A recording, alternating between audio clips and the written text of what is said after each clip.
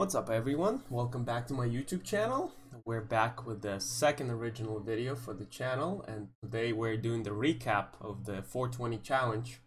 So we're actually gonna go look at the timings that all the people have gotten who completed the challenge, and we're gonna look at the replays they submitted for me to analyze. So let's get started here. We're gonna I created a little Excel doc that I put all the replays and all the little timings that people got. It's actually quite a lot of people completed the challenge, so it's going to be quite a long video, and I'll try to simplify it for you guys. If you're just looking for to find where I'm analyzing your replay, I will try to put timestamps in the comment section. That way you can just jump to analysis of your own video. But if you want to watch the whole video, you're more likely to do that, obviously. And yeah, I guess let's get started. This is gonna be a long one, so buckle up. So we got pretty good positive feedback from the challenge. A lot of people like the format, and I like the response from the community as well. So in the future, I'll try to have something like that, where I don't just throw builds randomly at you. I actually encourage you to show me the proof that you're actually trying the build, you're getting it right, and you're getting some sort of reward for it. So that way we get more people playing, more people improving.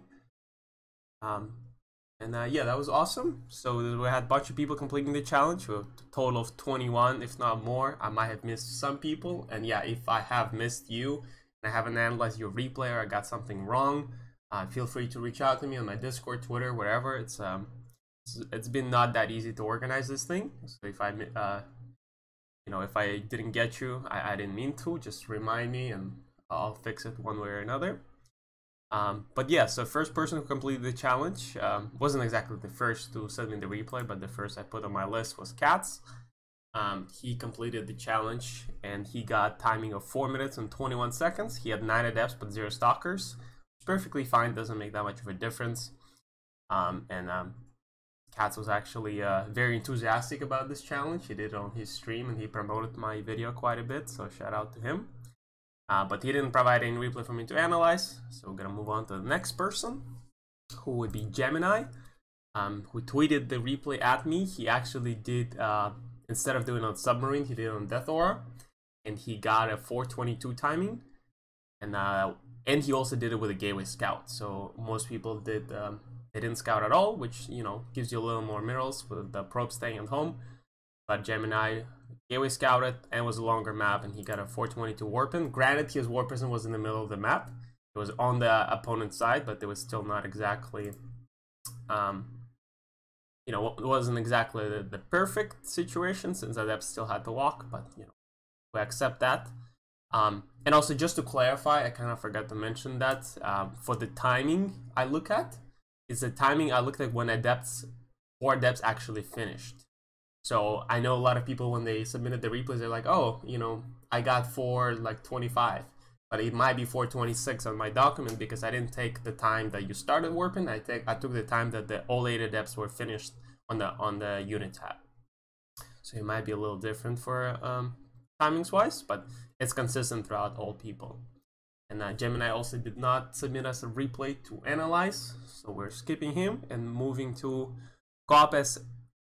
I don't know how to pronounce, SE2, I guess, or Koopa SE2, perhaps, who finished the challenge at 4 minutes and 23 seconds. And the only problem was that he didn't put a stalker in the wall from when I watched the challenge itself. He had the stalker like looking for Overlord. I guess it doesn't really matter against the game AI, but in real game, you always want to put the stalker back on the wall. That way you don't lose to Ling Run buys. And he did submit the replay, so I'm gonna go ahead and download that and go over it. This is where the analysis starts. Exactly at 4:20, actually. 4 minutes and 20 seconds into the video. Right.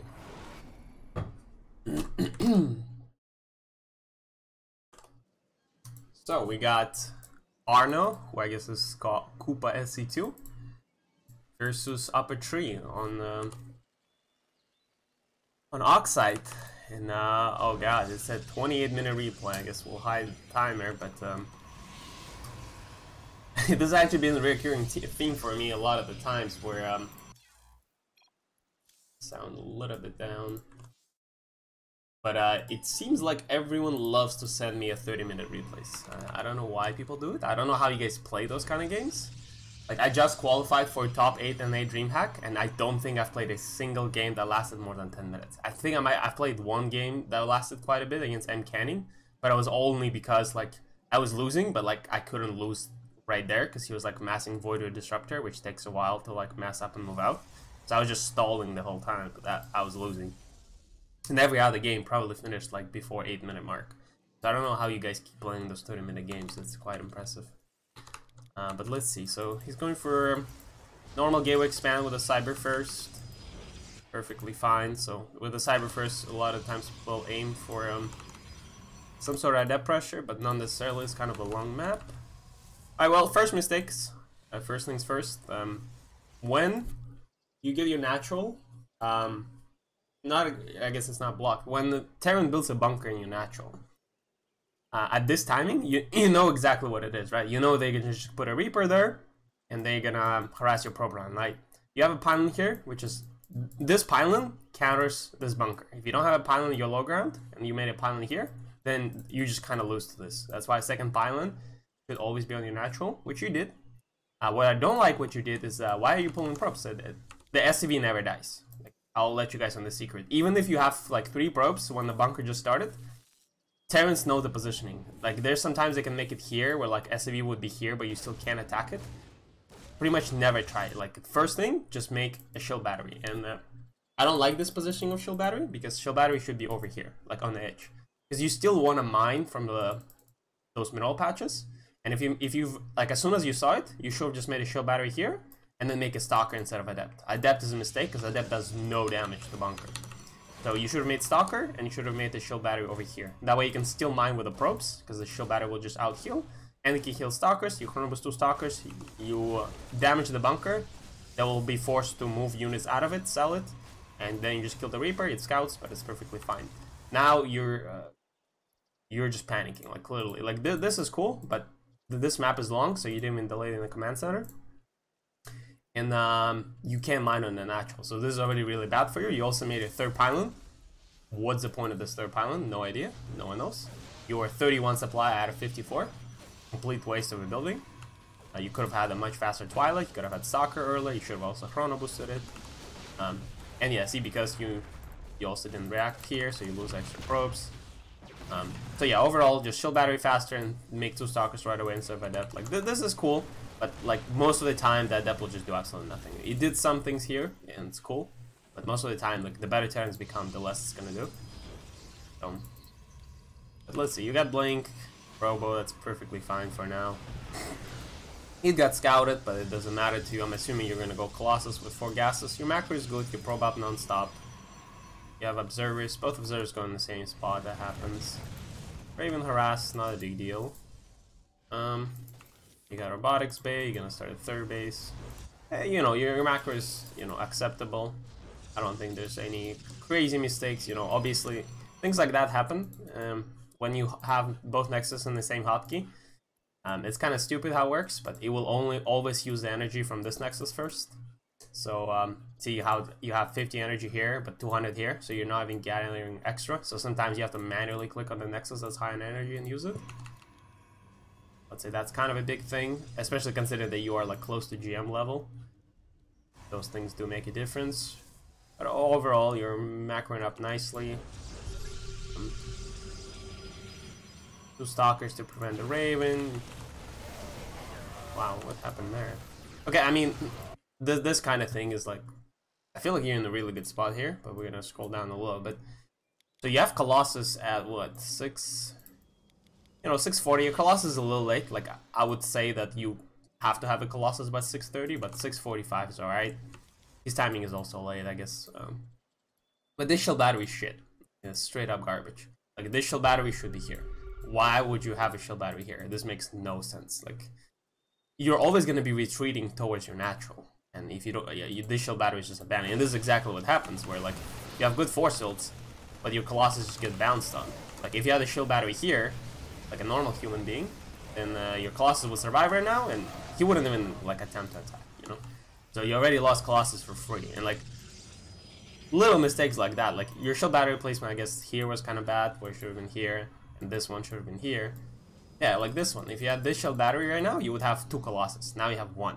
Like the difference 1 Colossus makes is huge. Like if you had, because then you have to go up to 3 Colossus again and only then build a prism. So like your push gets delayed by a bunch, because I'm assuming you're gonna do some sort of like pressure once you have 3 Colossus. And you know, now you're lacking Colossus. I mean, your vision on the map is good, you're sending Zealots, I like all of that.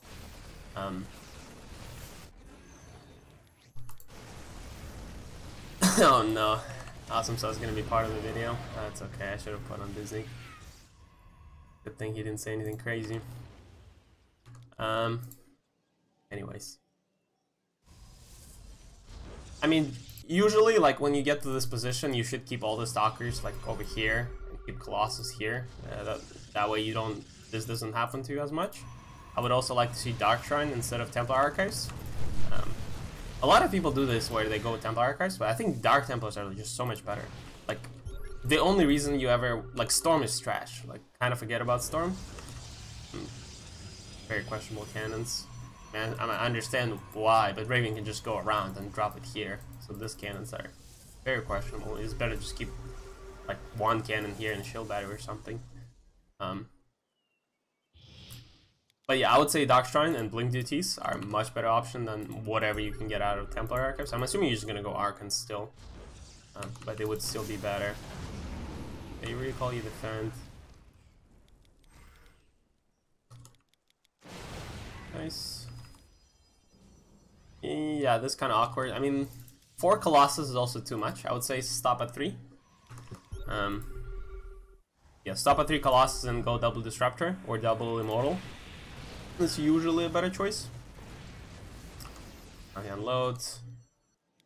I mean, your vision is like okay. Like you see all this stuff here. You have Observer here. I would say like make a pylon here and here, and make a pylon like here and there. Like just pylons everywhere. Just for scouting, it would be very nice. You see Raven. You upgrades. You could have added the yeah, second Forge. Could have been earlier, I guess. And second Robot, I would say, should be much earlier. Yeah, you're going Storm. Like, I don't like this. You could, instead of Storm, you could have had like 10 Blink DTs. If you have 10 Blink DTs right now, this is like the move. Like, if you watch stats play, like, it's getting figured out by Terrans. Like, Terrans no pros players do that, but in your bracket, they still want, like, this would be the perfect time. Instead of those 4 useless High Templars that are just gonna get EMP'd, you could have had 10 Blink DTs with a Prism right here. And yeah, also, instead of 4 Colossus, you should have had 3 Colossus and a Prism. And then as soon as this finishes Planetary, you just jump with 10 DTs on it and you kill the base. And then Terran is stuck on 3 bases while you have 4 bases like fully saturated. Another problem, where's your probes? Like you haven't built probes in a while and you're only in 51. Those fights are okay. You see not a single storm landed, I don't think. Fight turned out to be okay. If not, advantages for you. But yeah, like DT should have been harassing this base. Yeah, your probe count is just straight up garbage. 51 probes at 15 minutes, and you know, you haven't been losing them that hard. You're finally rebuilding, but you could have been at 70 right now. Like, if this base was fully mining, you could have done so much. I have no idea how the Zealot got there. Like, did you warp in it here? How did the Zealot end up here? Crazy. 2/2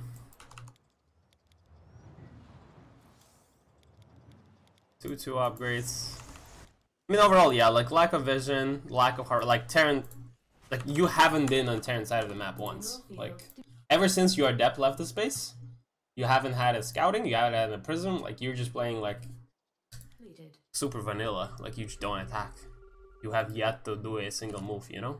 This is your first attack, first time on the other side of the map.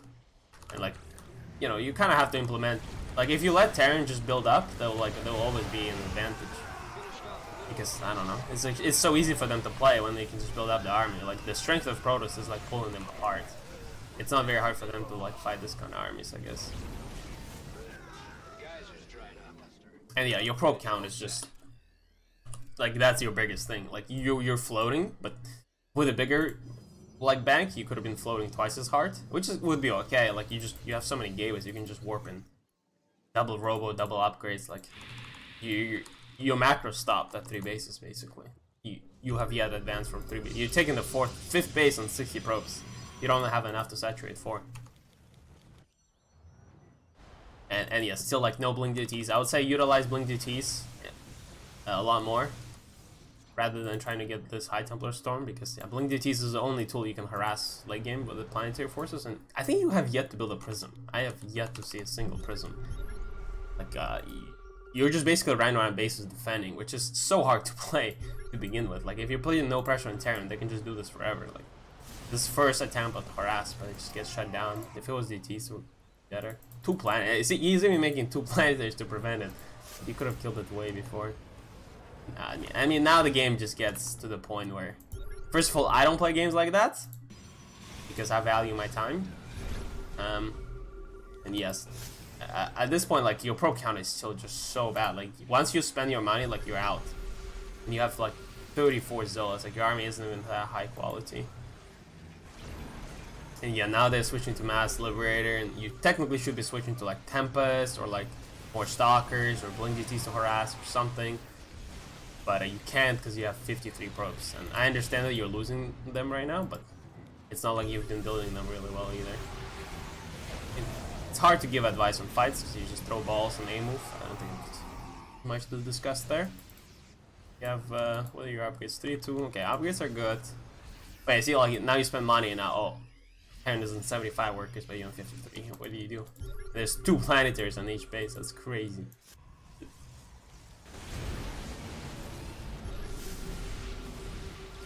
This is just kind of rough. I mean, this is just like a bunch of minutes of fighting. I don't even see the point of watching this. But yes, I don't think you had a good one single good storm this game, which is understandable because like EMP is just so strong right now. Like one EMP, like unless you like perfectly split your High Templars, and if you're going High Templars, you're meant to like make a prism, put 4 High Templars in a prism so you can protect them from EMPs. You're supposed to like have 1 High Templar here, 1 High Templar here, 1 High Templar here, 1 High Templar here. That way you can always have backup ones, you know, surrounding them with the High Templars. Like some, you can't just keep them all on the same hotkey with the same army, because they're all gonna get EMP'd. Because like 1 EMP can EMP your whole army nowadays. It's fucking crazy. So I would say rather just make Archons and Blink DTs. Like while you're doing this dance, there should be 20 DTs coming into this base, blink on this base, sniping it. That's the only way to get ahead. Because if you're doing this dance with Terran, like unless they eat disruptor shots, like there's not much winning.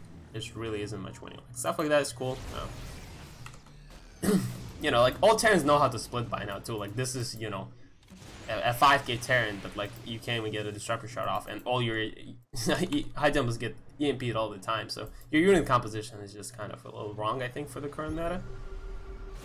Because with this unit composition, you can't even attack anywhere. Oh yeah, now it's just a disaster. You're losing all your expensive units, and you're still on 53 workers. Even though that wasn't even that bad of a trade. And you know, you can only make zealots. And there's you can never attack those bases. Like those bases are just there forever now. You might obviously pound some production and stuff, but this seems really rough. It's really weird map split situation now too, but I guess you're somehow gonna break eventually. It does look like you're in a decent spot now. But I see like Blink gives you like even like 1 Dark Templar here just to not let this base land. Because you have yet to kill a base. That's my worry. Like that's, you will never see like a high level PvT where people win without killing bases. I'm just gonna scroll up a little bit. I mean, this is kind of a shit show at this point. 45 probes now. I mean, this base is unkillable. This one probably isn't either.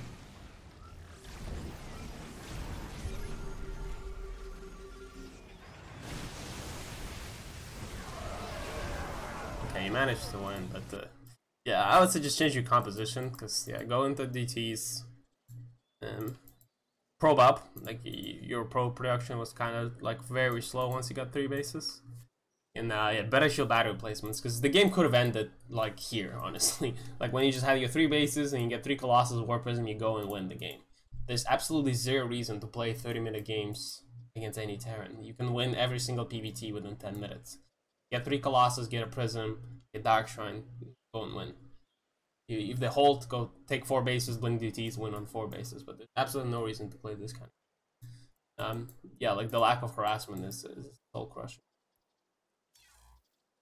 But yeah, I guess let's we're gonna put on some general tips to improve battery location. That's the biggest thing. Pro production. After 3 bases, unit comp. Those are basically 3 things you have to change in this. That's not actually user. That's for here. Perfect. All right. Yeah. I hope not every single replay is 30-minute long because I'm gonna lose my shit. All right, let's see. Then I guess the next person was Aghanim, who completed the challenge. He got a 430.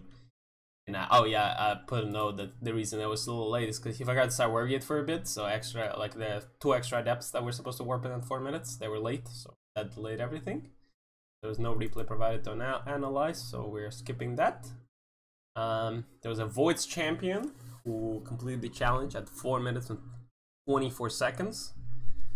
And it was just a very good execution, so I just put good job. Now he did submit a replay, so download that.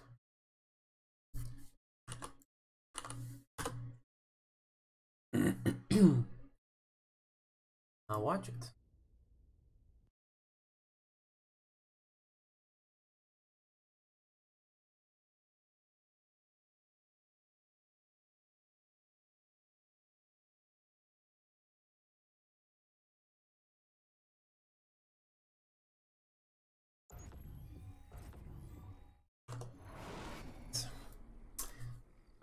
PVZ, I'm assuming.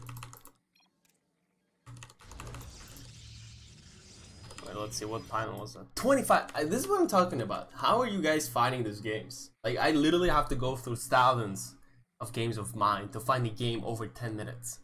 And all of you are like, hey, Pili, can you analyze this 5-hour-long replay of me playing like a potato the whole time?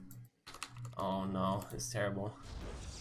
Yeah, this was 14 pylons, so technically, so let's see if this actually works out.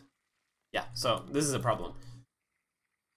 If you wanna hatch block, you either have to do 13 pylon and you did 14, or you have to send the probe as soon as the game starts and then go 14 pylon anyway. But if you do 14 pylon and then scout, the hatchery will always be there before you finish, before the probe gets there. The 14 pylon scout is literally the worst scout you can do. Like, you're already behind by miles because your probe left the base super early. This probe is not mining, so you're losing minerals, and you didn't block the hatch. So it's complete waste of time. Even if it was 12 pull, like scouting it that early doesn't even give you an edge. Like, you can scout after gateway or scout after like 16 probes in your middle path and then still have the same reaction against 12 pull. This is the worst you could do, and plus you're being really lazy for it. You just send it to the third. Well, you should go into the main, check if he has gas, check if he has pool, harass probes, or drones rather, like try to mine 1 mineral to like mess up his saturation and stuff.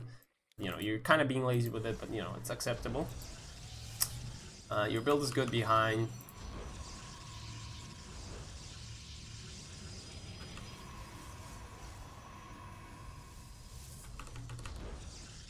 Okay, this is another thing. It's a very common mistake. You don't know your timings. This is clear because you've gotten link flooded a bunch on ladder, and now you're just paranoid. You're finishing your wall at 220. There's a solid minute before this link speed finishes. It literally just started. There is zero opportunity of you getting link flooded, and you're shitting your pants and finishing the wall before you even started your units, which doesn't only hurt you right now, like it literally makes it worse against link flood, like because your first adept is so late. So like as soon as your Cybernetic Core finishes, you have to chrono boost your first unit regardless of the build you're doing. And second of all, like this trash, like you should never make a second gateway before your tech. You can make tech and then you can make second gateway at like 3-minute mark. You will have all the time in the world and you will not die to link floods. And I see this mistakes from so many people. They just completely butcher their builds because they're just shitless scared of the link floods and they finish the wall for no reason. But instead, what you could have done is just chrono boost 2 adepts super fast. Instead, you didn't chrono boost adepts at all, and yeah, now it's just like you don't get to scout, like nothing really happens. Yeah, like you did all these things to not get link flooded, but right now they could be link flooding you. Like 325 is when the links would come, and somehow your units are not on the wall. So you did everything to protect yourself from a link flood, and if there was a link flood, you would be dead right now. Because yeah, well, like even adept dies. It's not even the link flood, but you threw away adept. Obviously terrible. Let's see. So it's kind of a 420 challenge, except you know, you're gonna be emitted late, and for all those reasons, right? Like you didn't chrono boost your first 2 units. You made it gateway before Twilight for no reason. Your pro production, I guess, was slacking as well a little bit. Follow up with the Dark Shrine. You try to do some damage, but see, like that's the thing. That was the point of my 420 challenge. Because see, if you did that challenge correctly, even with the probe scouting that early, you would hit now. Like 437 with the probe scout that early that you did is still late. Like you could do 426 with the probe scout that early. But let's say, you know, you're obviously not a pro gamer. You hit at 440. Let's just say that. Can you imagine if you had 8 adepts and a prism right here, right now?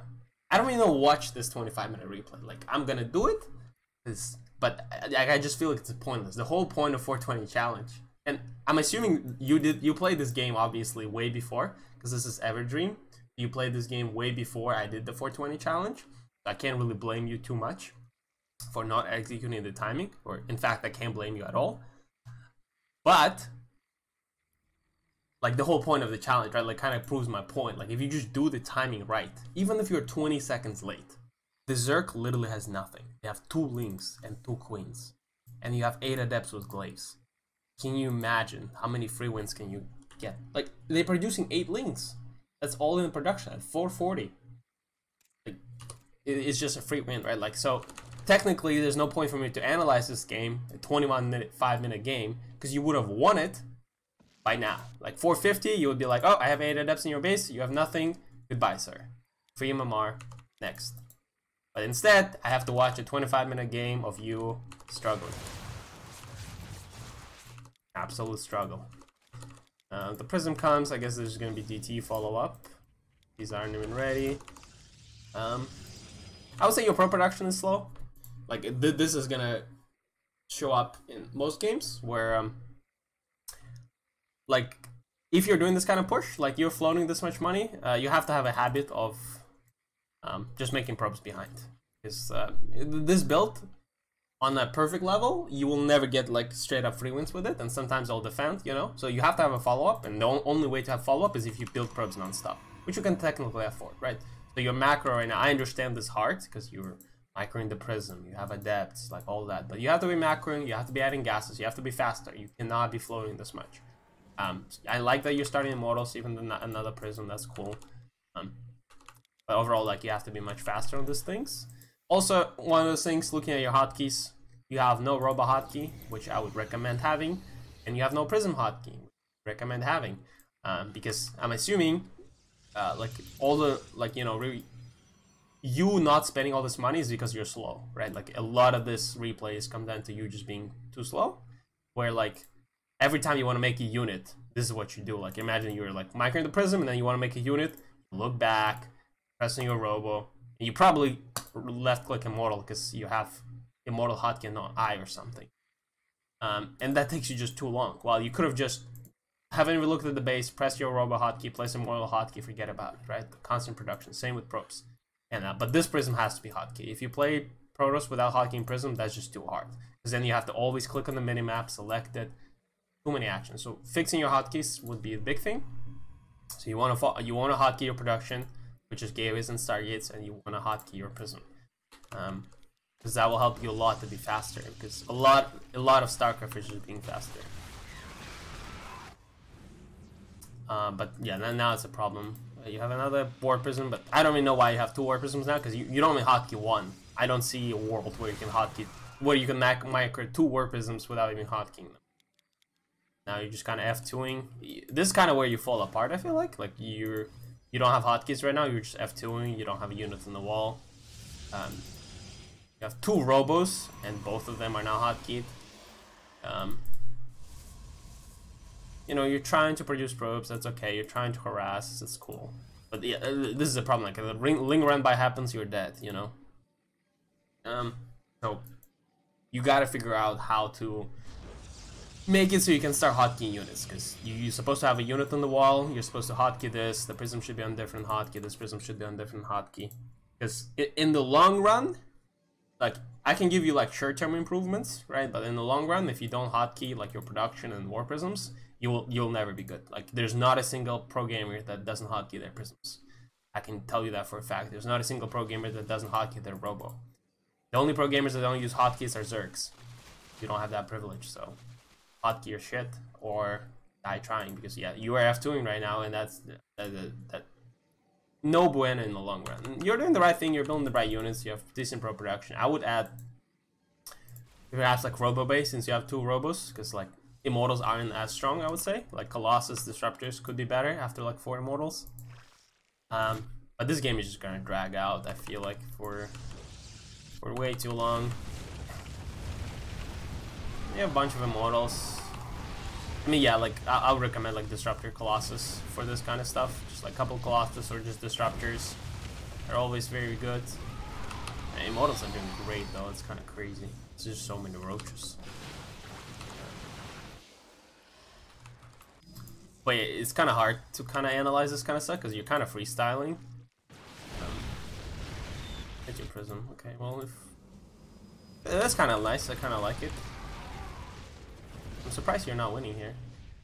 Yeah, I feel like you should have won the game right here. You have 9 immortals against 9 lurkers. You can just crush them. Like, you could have just killed his army right now. And all his extra army is in the main, defending. You could have just killed this in 1. Instead, you're gonna drag out and not attack. So it's kind of bad. You forgot 2 immortals here. You finally hotkey your army. I don't even know what this hotkey even is. Because yeah, you're still F2ing, so there's no point to that hotkey. You're fighting alright. Like, I don't think there's any problems with how you take fights. You're adding all the right things. Yeah, now they're Vipers. I mean, you have high tempos to kind of feed back. This is kind of rough. Also, you do have DTs. I don't think you utilize DTs that well. Like, you build this doctrine very early. Like, if you have DTs, you should always, like... Obviously, this is a problem with your hotkeys, because you F2 all the time, so you can't do what I'm about to tell you, but you're meant to warp in 1 DT, walk it down here. And then if there's no base, just put it on hold position, so that when the drone comes to make a base, it just dies. Same thing here. Make a DT, send it here. But you can't do that because you have 2 all the time. So it's just gonna get pulled out of there. Yeah, this is just now a shit show against lurkers. And you're doing the right thing, like you kind of have the right unit comp and stuff, and you have a lot of probes, and you make your... Yeah, I don't know how you produce, like, late game without hotkeys is insane, because you have to look back to make a unit every time. Oh, you have it on your Nexus hotkey, I just now realized that. Oh, okay, that makes it better. Forget everything I've said before. But still, it's no hotkeys on the armies. Doesn't change, I guess. But yeah, my bad, I guess you hotkey to your Nexus hotkey. It's kind of weird. I rarely see that, but sure. I guess same with Stargates now. I'm gonna assume you're gonna add them to Nexus hotkey. Okay, finally you're utilizing DTs to protect yourself. See, like, those bases haven't had protection for a long time. You could have, like, always DTs harassed. Could have worked. I'm hoping you're growing carriers soon. Yeah, like, your Stargates are AFK for too long. You could have made carriers and kind of want to. There's, I mean, there's corruptors and stuff, but if you get enough carriers and Mothership, no Zerg will know how to react. They don't know how to control their army. But yeah, your Stargates are AFK for too long. You're finally harassing, but it's just like so late. So late. Like, you could have done it earlier where there was actually no static defense when he was on the other side of the map.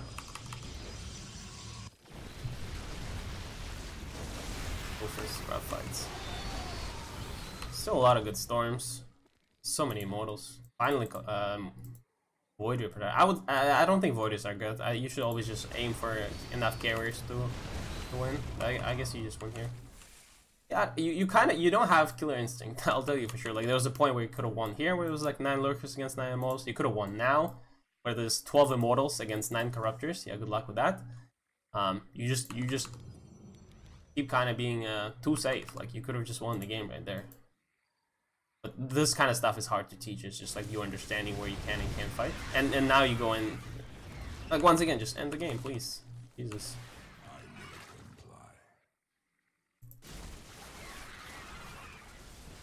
Okay, I think the game's finally over. But yeah, you kind of like, if Zerg has nothing, just kill him. And yeah, Voiders are no bueno. For the most part, you want to have carriers. But it's gonna work this game. Like carriers for Tempest, I guess. Alright, well. Let's see here. I'm gonna put some notes for you. Use hotkeys for army / prism. And I'm assuming like Oracle if you open Oracle. You want to have, well, I guess proper execution of build. Like if you just, as I said before, if you executed the build at 420, you would have just won the game on the spot. And kill went ahead. Like if you're ahead, just end the game. There's no point to drag it out. Get a prism, warp in 12 zealots, end the game. If you feel like you can kill them, you probably can. Alright. That was rough. We're already 40 minutes into the video basically. We only got through 2 people. I pray to God none of those replays are over 10 minutes. Alright, then we had Stefan Doe who completed the challenge, and he was kind of crazy. He did, I think it was like a master or low GM player. But it was very interesting how he approached it. He like did tweaks to my build to get better timings. Like he got 422. He submitted 2 replays. He got 422 timing and 411. With first time he somehow got 10 adepts with a 422 timing, and a 4 level timing he did 3 gate adept instead of 4. And he did like cyber into nexus instead of nexus into cyber. And he got a 411 timing. But there's obviously less gateways, but it was the same adept count. So that was kind of cool to watch. Then we had Holden Clark, who completed the challenge at 420 exactly. He was Death Ore as well, actually, so a longer map, but he got 420 timing perfectly, and he submitted the replay. Let's see what it is. Well, it's Holding it Terran. I actually know this guy. It's I think he's a Brazilian Terran. He's fairly good.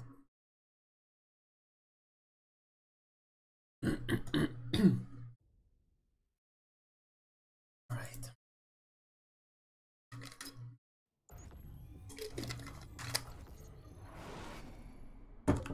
Alright, 30-minute game.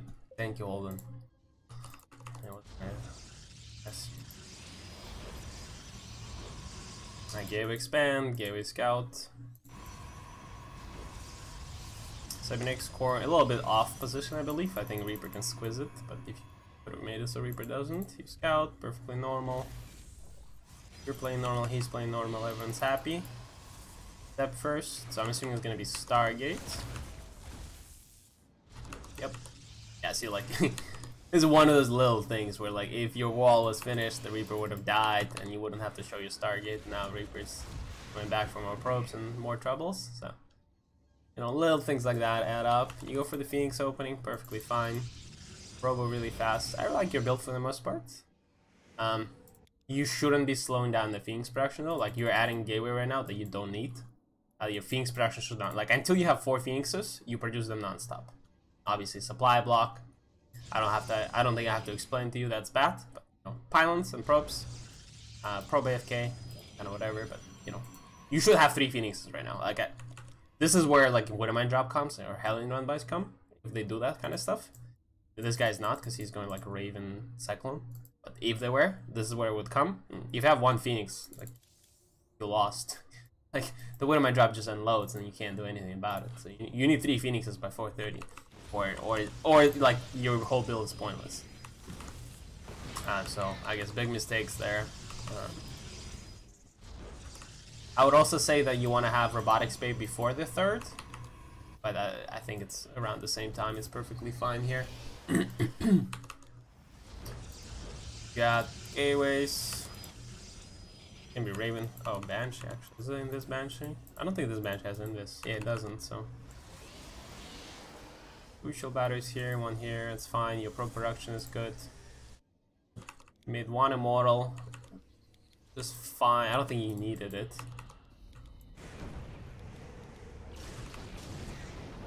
The Banshee comes in, you're perfectly fine. Yeah, +1. Okay, +1, charge, perfect. I would say that you were probing up a little too early. Like, I know you saw the third and everything, but I would say that you don't want to have gases on your third base until you have at least 6 gateways. Because even now, like, if they move out, this move out is scary. You're taking the... Oh yeah, like, that's your problem. I think that's the biggest thing. Your Phoenix production was a big mistake. And now, like, you're taking the 4th base on 3 gateways. Your number of nexuses should never exceed the number of gateways. You simply can't spend your money. Like, you should have 8 gateways right now. That's a requirement. 5 Phoenixes, cool. 2 Colossus, perfect. Couple Sentries, Immortal. Couple gateway units, shield batteries, amazing. But where's your production? If you can't, like, this Colossus can't get out any faster. You're also gonna lose a Robo. In these situations, I would Pega overcharge the shield battery and heal the next robotics, because you really don't want to lose this. I guess you probably would have lost it anyway, but yeah, just lack of gateways. It's that simple. You have 1500 middles. If you just... Also, like, your +1 was kind of late. Like, charge should have been much earlier, and you should have chrono boosted it more. Like, for this timing, the charge should be done. You should have charge done, and you should have 8 gateways. And you didn't have that, because you probed up like crazy. You queued up 4 Nexus, and you got your gases on the 3rd base before getting the gateways. So get 8 gateways, make sure you have charge, make sure you have 3 Colossus, then add gases, then add extra bases. Because otherwise you'll always take too much damage. Because now the game is over. Like, the guy's on 4 CCs, his double fucking tank production, and a bunch of units, double upgrades. Like, you're just behind on every single front. And you lost your Colossus count, and you lost your Robos, and now you have to rebuild. You have 0 tech. This guy's just gonna roll you over eventually with tanks. But yeah, production problem was the only big one. Yeah, I mean, that's just kind of a... I'm surprised you're holding. His pro is strong after all. But it, then again, doesn't really matter. Oh, there's also some drops here. I mean, you're getting that, like, you're doing all the right things now. Like, I feel like your macro is fairly strong. Like, you're doing fairly right things. You probe up fast, you protect your bases, you have all the right hotkeys, all the right things, you have pilots around the map to scout. Yeah, it's just like, you have to get your 3 bases and actually protect them. If you didn't lose Colossus early on, you could have had extra disruptors or tanks or immortals now. Also on this map, it's really hard to fight against tanks because the positions like that. Perhaps it's worth breaking those rocks, but I'm not too sure. I guess it's over. But yeah, for you, this actually, I think you play well. I think you can actually improve your MMR by a lot simply by Phoenix production non-stop till 4. And I saw you build 5 Phoenixes. I think 4 is a magic number. Once you have 3 Colossus, you can make more Phoenixes after. But I think 4 is good enough just to get you through the early game and mid game. But you know, 5 is not a big deal. Faster charge. 8 gates before gases. And I'm not too sure. I honestly don't play this kind of style too much. So this could be wrong. Like, there could be like Astrea coming in and being like, hey, Pili, this is actually wrong. You should have 6 gateways before. Something like that, you know. But, you know, for a fact, you need more production and faster charge. So you can protect your 3 bases, and then you can comfortably take your 4th base, go double Robo, double upgrades, get like Immortal, Disruptor, Colossus, Phoenix comp, and just crush Terran. Because you were like doing so poorly, and you still almost, like, you were trading okay. Imagine if you had, like, you haven't lost your Robo, you haven't lost random Colossus. So, yeah. Alright, then we had Emiliano Castillo, who completed the challenge, got a 426 timing. I didn't see any mistakes, so it was a good job. And submitted the replay and asked me for scouting. I think it was a PvP, if I'm not mistaken. They said that the problem was scouting in PvP. let's see, exit this replay.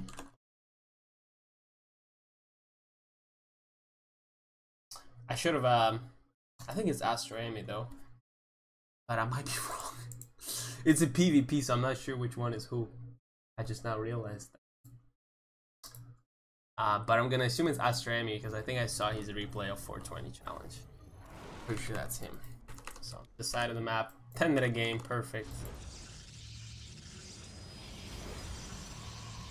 Both players opening 2-gate expand.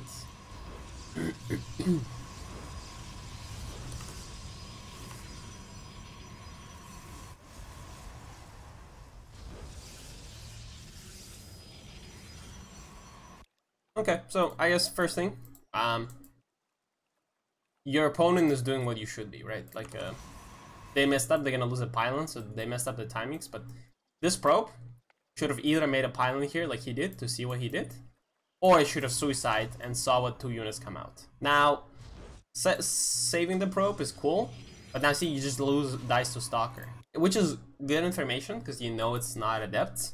But you don't know if it was Stalker Sentry or Stalker Stalker, which is a big deal, because if they go Stalker Sentry, you can rule out Stargate, you can rule out, well, now that I say that, this guy fucking made Stargate.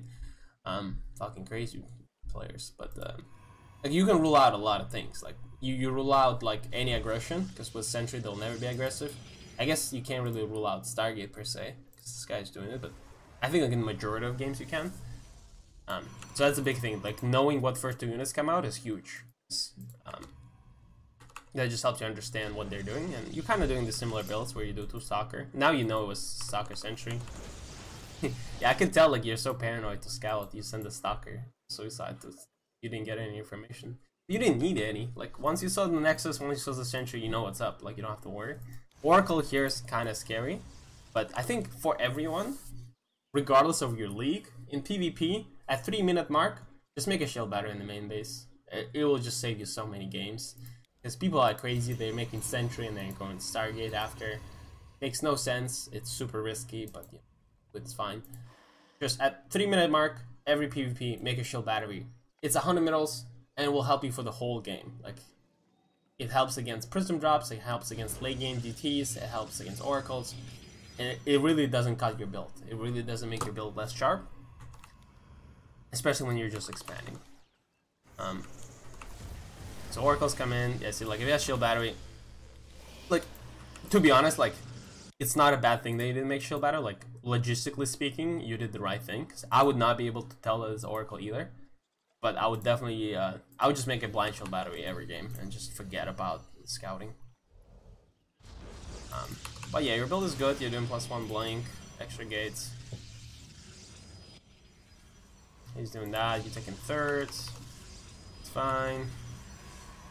3 gases. I would say when you're taking third that fast, don't take this gas. Stay on 3 gases for the longest time. You really don't need the third one. It's like, yeah, even here, like, you have 300 gas and not really a way to spend it. This is kind of funny. Yeah, like, also, keeping 3, like, this guy only made 1 Oracle. Or I guess he lost 1 of them, but you should have made shield battery anyway. Like, once you saw the Oracle, make a shield battery. Make shield battery here, make shield battery here. That way, like, there's no, you don't have to keep the Stalkers heal all game. That's pretty bad. Second robe, I'm assuming going Disruptors. Oh, this guy's just gonna push you, huh? I mean, it's fine, like, you shouldn't just die, but this guy's 48 workers, what happened? Honestly, I have no idea why this guy's so low in probes, and I have no idea why he's not probing up. He's just doing some sort of push, which you should be fine against, like with shield batteries and Stalkers. You're about to have Disruptors as well. You're just not producing units. You have, I don't know what you're doing. Like, this army is scary and all, but you just invested 5 extra gateways. What is that? 750 medals? While you're like, you're not even making, like, those gateways are not off cooldown. Like, I would understand, like, if you were floating 2k after warping in, I would be like, alright, fucking add more gateways. But you haven't warped in a while. Like, you literally have not been warping in at all. Like, what was the last time you warped in? Alright, let's see.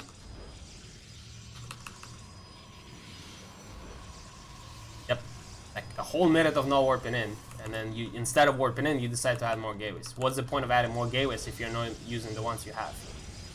So that would kill you. Like if you had 2 extra warp-ins of stalkers, which you could have had, which is 12 stalkers, you would have, instead of 14, you would have 26, and he has 3 mortals and 4 archons. What the fuck is that gonna do? And you know, those gateways are pointless. Like you don't need that many gateways when you have double robo. Those stalkers also should have been with your main army, I guess. But yeah, now you're just gonna get rolled because you haven't warped in a while, and now you don't have money. How ironic is that? Investing all your money and then just to not have money to warp in from the gateways you already have. You have Disruptor, but yeah, this is just not gonna help. Like I know you asked me about scouting, and I think the only scouting really mattered was here. Obviously, you could have scouted with like be aggressive with your stalkers. You could have saw his army in the middle of the map if you were aggressive with your stalkers. You could have seen the. I don't know what this guy does. Like I don't know why he has so little probes. But the point is, if you just warped in, imagine 12 extra stalkers. Then he can't just push you, and then you get 3-4 disruptors, and then he can never push you because you have 3-4 disruptors, and he has army that simply cannot dodge disruptor balls, and you just go and win. That simple. But yeah, not warping in is the biggest problem. It's obviously it would be nice to see the army coming, but regardless if the army is coming or not, you should always be producing units out of the gateways. There's no reason not to. And if you have that many blink stalkers, you probably could have easily moved out. Try to poke. Obviously, this guy has like stasis war, so you have to dance around that stuff. But realistically, if you just warped in units, you would be fine. But overall, clean game. I just don't understand why you started adding gateways while you weren't warping in. I would say check first 2 units. Check. Let's check that. Check first 2 units. And non-stop stalker production. And be active with it if you can. I think that would solve all your problems for that game specifically. Alright, moving on. We got Ryan, our 16-year-old prodigy who completed the challenge at 4:24. And he did it with a Pylon Scout, so that's a very good timing with the Pylon Scout. Didn't have been a really player to analyze because he's too good for me. Classic Ryan. So we're gonna move on to Mark R, who completed the challenge at 4 minutes and 29 seconds, did a good job, and he submitted the replay. Let's take a look.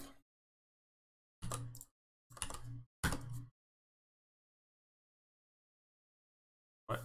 That's not what I wanted to do. Isn't that crazy? Oh, wait, is this... How did that happen? Oh, but it's different people. He just downloads the old replay for me for some reason. 7 at 69. I'm so confused. What's happening? That's perfection. Okay. Why is this replay? Oh god. I'm so confused right now.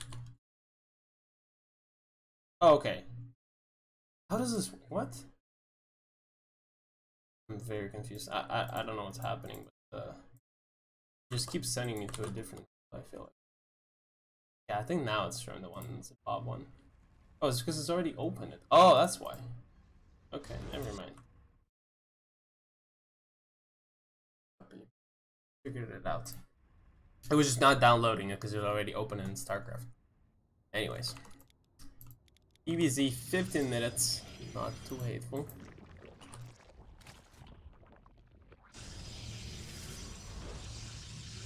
The build looks fine. No one Chronobus their first unit. That's the one thing I don't understand. That always Chronobus your first unit.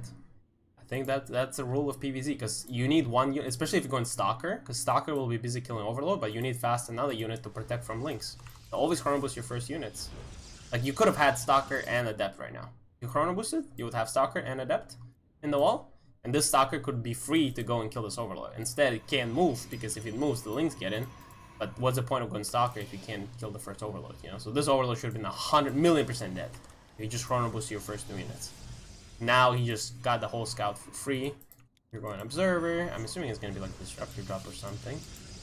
Oh, it's just Forge Twilight. I guess it's just very I mean, I'm not a fan of builds like that, but it's perfectly fine in whatever bracket you're playing. I'm sure of that. You're just gonna take a third, I guess.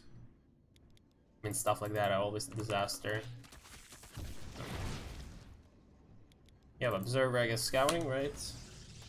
What happened to the Observer? Oh, you flew it into the Spore, huh? Okay, don't fly your Observer into the Spore. That's my advice. Also, yeah, don't hotkey or robo either. Recurring theme with a lot of people, but hotkey or production will help you a bunch. You're just kind of powering up. I mean, it's hard to give advices in games like that, but it does seem like you don't really have a plan. Like you're just kind of winging it. You have to have a clear plan. Like it's a strategy game. So if you go into games without a plan, which what seems to be happening, like your plan is just a macro. You're just making shit up as you go. But like you should have some sort of timing with it. Also, you were taking the 4th base while you have 55 probes. Like you don't have this base is not even saturated, and you're taking the 4th base. Stop that. Like only take 3rd base or 4th base once you have 3 base full saturated. Once you have the gases, extra production, all of that, then take a 4th base. There's no point to take it now. But like, see, it's also one of those things. Your opponent has 80 drones. Obviously, like, I guess there's a couple of Ravagers. You know, watching the replay is easy to say, like, hey, just move out and win the game. But realistically, maybe that should be your timing.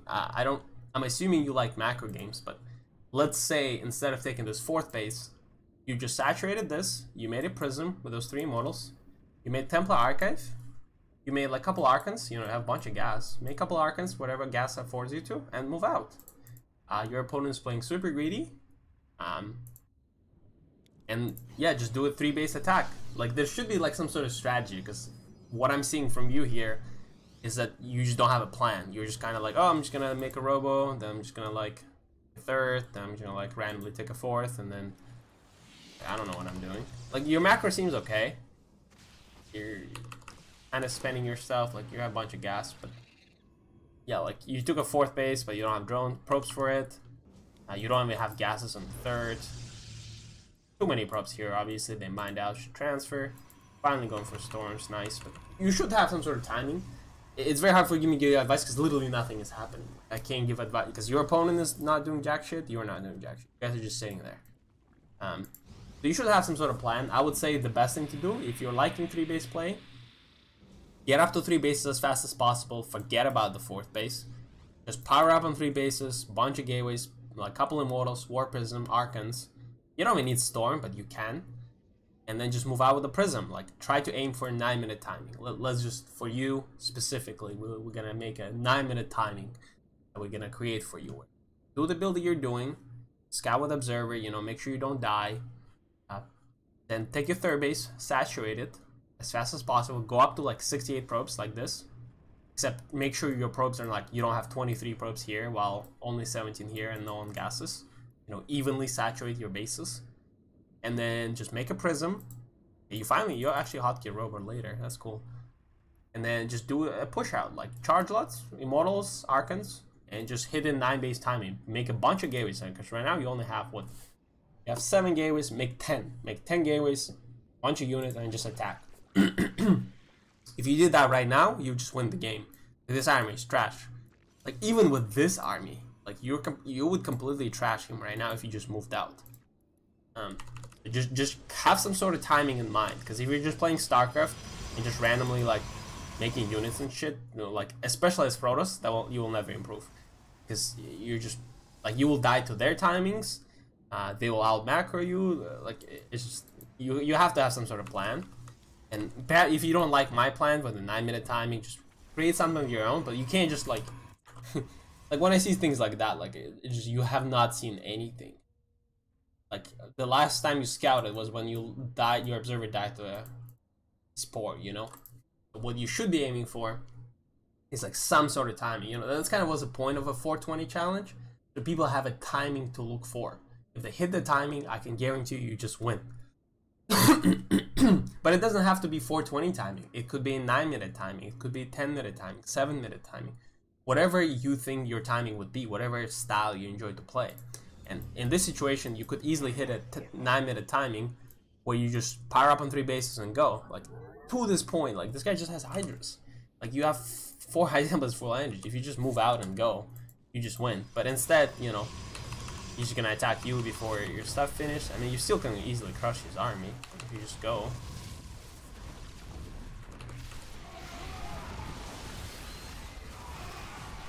Yeah, like, he just has, yeah, like, you still crush his army, just move out now in the game. This guy has 80 drones. I don't know what he's even building.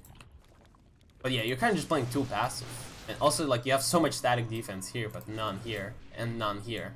Like, getting a cannon initial battery here and getting a couple cannons here would be beneficial for you. Rather than building, you know, a bunch here, well, they never got attacked. But you just need to learn to attack. Like, you can't just sit back all game and just play macro simulator. You have to have a timing in mind. This is my timing, this is where I'm strong. I'm gonna try to attack before lurkers.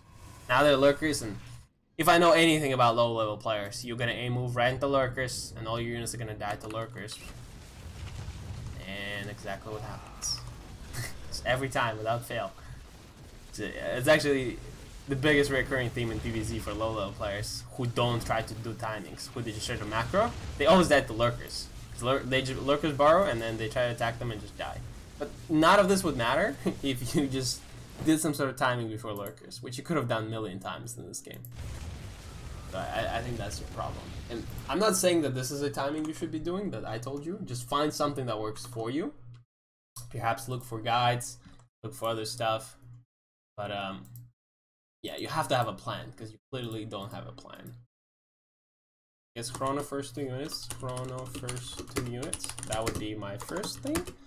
The second thing, have a plan. So without a plan and a strong timing. Your game plan should be, I'm gonna do my build, I'm gonna get up to 3 bases, I'm not gonna die to any bullshit. And then I'm gonna power up, and I'm gonna do 9-minute timing. And I'm just gonna do that every PvZ.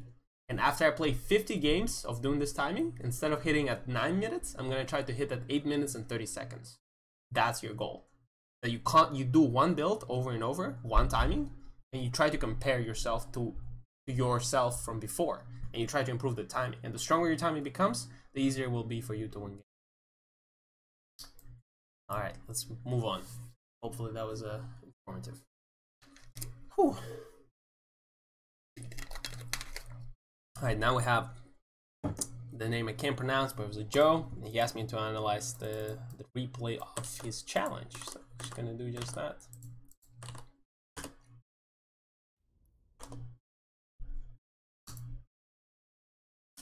And that's why I didn't put any timings here, because I didn't watch it yet.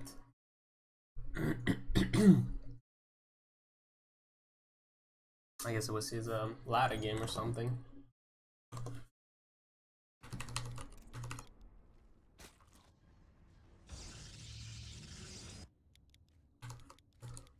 Alright, nice block hatchery. I don't think that was 13 Pylon though, but that's fine. Oh, it's a Red Bloods team, nice. I'm not sure if that's actually Red Bloods, but I used to be on Red Bloods. I don't know if that's their tag now. That's interesting.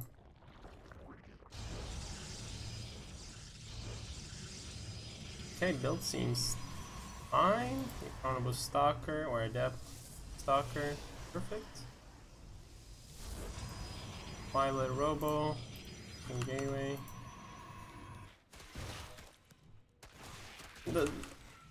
Okay, you're lucky this Adept survived, but technically you shouldn't really be moving out with Adept if you're like that late. Like if you're moving out, you have to do it right away, not when like you can't move out past 3 minutes because that's when they have speed. Overall, it looks clean. Gateways open up. More Adepts, Prism, go. And you're getting. Okay, so this is one of those things where I probably should have mentioned it in my 420 challenge, but when I play, if you watch a lot of pros, what they do is when they move out with the first prism, they make a shield battery. That way when Ling run by happens, Stalker can just survive no matter how many Lings because there's a shield battery. So I would recommend perhaps doing that. Your timing is, your timings is clearly butchered here, right? Like you didn't hit the timing, so. You have 7 Adepts, one of which is almost dead, and it's 447. And you're getting attacked here now. That's also a problem. And at least you can warp in one Adept back at home, which is cool. So you're gonna be fine here. But this is still very good. You're doing so much drone damage. Like, even though you butchered the timing, it's still doing so much. Yeah, you just win here, right? And like, if you just keep shading in, you have 42 probes, just make a couple immortals at home, or more gateways, whatever works for you. There's no way this guy holds, it's just over. This guy has nothing, no lair, no roach warning, no upgrades. I like how this guy's crazy, he has so many overloads in different positions.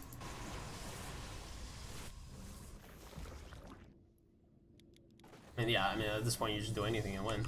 Oh yeah, you're doing my immortal follow-up, hells yeah. Love it. Yeah, I mean, it wasn't a bad game at all. Like, you use your adepts correctly and stuff. I would just say, like, if you're making an adept first, like, move out here. Like, as soon as the adept pops, shade it out, try to scout. If you're, like, afraid of link floods and stuff. But you kind of waited with it for too long. Because, yeah, I guess you waited for Stalker, but then when your adept moves out at 3 minutes, then, like, they can have speed now. They could have speed at, like, 3:30 or something, and the adept just dies for free. And you're not getting any scout either. And if it is a link flood, this guy will not help you because, like, it's too late. So if you either move out with the right away or not at all, and I would say when you move out with the prism, make a shield battery. That way you don't have to trip about link a run by at home. Everything else was clean, like this guy never stood a chance, even though your timing was 20 seconds late. You could have done it much earlier. I'm not exactly sure what you did wrong with the build. I guess it's just a bunch of little things. Pro production gateways being a little late. Yeah, this gateway was kind of late and stuff, but overall it was a clean version. So yeah, I would say see for our notes, we're gonna put that for you. I guess your timing was, this is gonna look bad for you, but it's 4:47. Everyone got it at 4:30 and you're like 4:40. But that was a lot of games. Different. I would say I would adapt right away or not at all. Shield battery when you move out. Alright, then we had Chen here, who completed the challenge off racing, and he got it at 4 minutes and 19 seconds. Very impressive. Didn't provide the replay. There's nothing. Now we have EBR. I'm actually gonna use the bathroom real quick. I'm not gonna bother cutting this part. I'm gonna take it back when I'm back.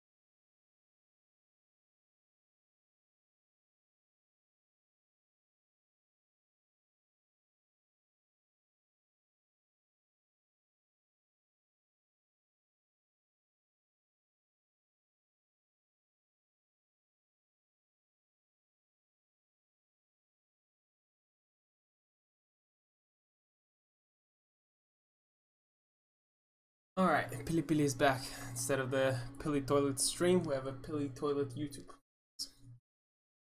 Let's move on. Now we have EBR, who finished the challenge at 4 minutes and 28 seconds. Good job. Now we're gonna go over that replay. That's not how it works.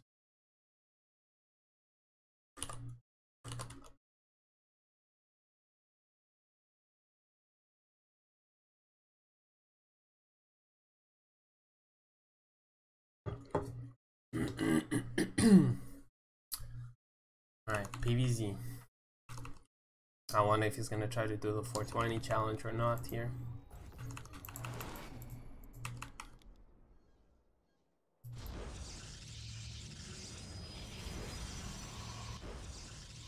Still looks clean.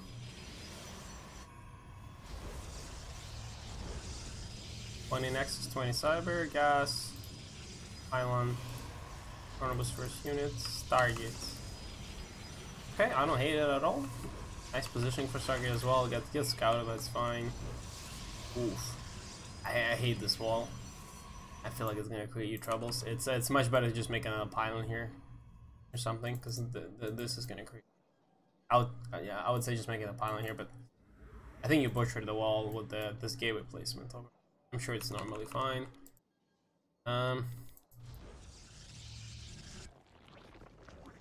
It's kind of the same thing from last time. Like, your adept move out. Like, I don't know how you guys get away with this shit, but you can't move out with adept past 3 minutes. You just can't, because by the time your adept gets on the other side of the map, there's gonna be link speed. I really don't understand how you guys are getting away with this. Like, see, 3:30 is when the speed kicks in, and your adept is not even close to their base. Like, if it was a link flat, you would already lose, because like he would sneak in links around, and then he would. Oh fuck me! I just now realized it was I wasn't showing the game. All right. I'm not redoing this shit. There's no fucking way. We're just gonna go through early. Whatever. There's no way I'm doing 2 takes for this fucking million-hour video. No fucking way.